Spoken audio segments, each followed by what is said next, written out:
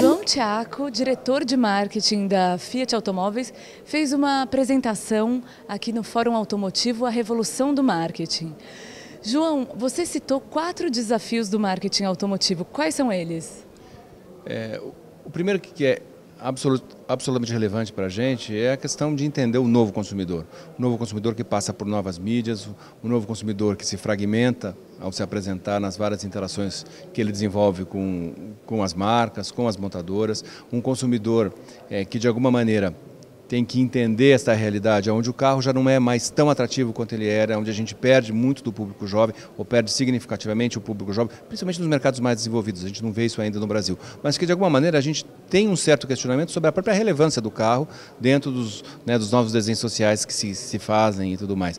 Não que o carro não continue sendo absolutamente atrativo e absolutamente desejado. Ele continua sendo. Só que numa proporção um pouco menor do que era feito até então, do que era visto até então. Então a gente tem que entender qual é essa realidade e de que maneira a gente cria relevância, de que maneira a gente entende esse consumidor e de que maneira a gente traz todas essas formas de entender o consumidor, de pesquisar o consumidor, de desenhar as relações ou de redesenhar as relações que esse consumidor cria dentro das nossas organizações de marketing, dentro das empresas. Esse é o primeiro. Um segundo diz respeito à questão da tecnologia, como a tecnologia tem mudado o jeito de fazer marketing, o jeito de organizar a própria indústria, né? A tecnologia faz com que a gente conecte o carro, os carros se conectem, faz com que a gente tenha um outro jeito de dirigir, faz com que a gente tenha que entender a mobilidade de uma outra maneira, né? Isso precisa ser pensado, estruturado e organizado para o marketing, até para poder desenhar novos modelos. É uma coisa também importante que a gente tem que estar sempre considerando.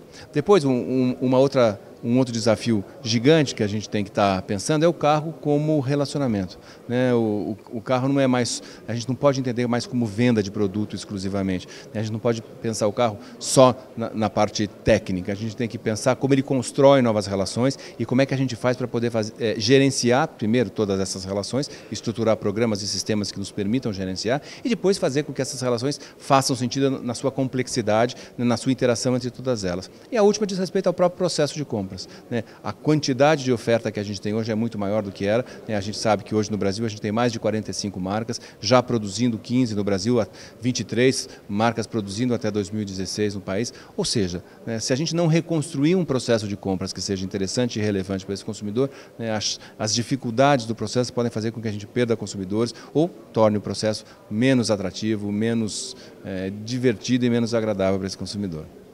E pensando nesse novo consumidor, nas dificuldades de mobilidade com automóveis em grandes centros, você acha que chegou o momento das montadoras terem um papel diferente, de não só vender carros, de repente oferecer mais serviços? Que posicionamento você acha que as montadoras devem tomar a partir de agora?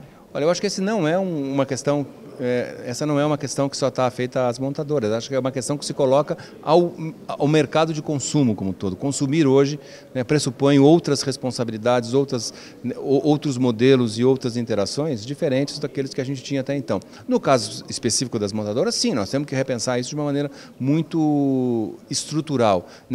Eu sempre costumo dizer que a gente foi a indústria do século XX, para que a gente definiu o jeito de produzir de toda a indústria do século XX, a gente definiu o jeito de comercializar de toda a indústria do século XX, a gente ajudou a desenhar o mercado de massa, ou seja, a indústria automobilística ajudou muito a construir o capitalismo do século XX. Para que a gente possa fazer isso do século XXI, nós temos um grande exercício a fazer, nós temos que pensar, é um pensamento que começa de dentro dessa própria indústria, e isso já acontece hoje, quer dizer, entender mobilidade, as relações do carro com as cidades, de que maneira a gente vai inserir o carro nos contextos sociais, políticos, econômicos, ambientais que se desenham hoje. Essas são questões que estão nas nossas mesas todos os dias e que, sem dúvida, vão fazer com que a indústria repense sim o seu modelo, o seu jeito de atuar. Muito obrigada.